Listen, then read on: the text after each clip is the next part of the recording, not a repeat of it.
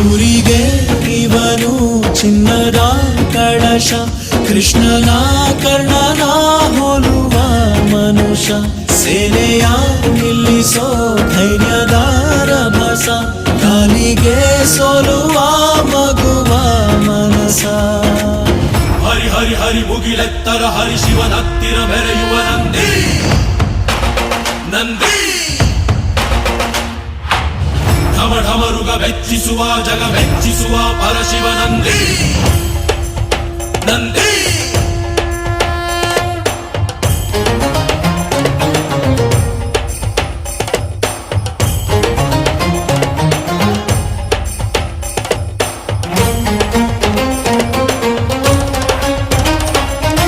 ಎಂಟೆದೆ ಬಂಟ ಇವನೇನೆ, ತೋಳಿಗೆ ತೋಳು ಕೊಡುತ್ತಾನೆ.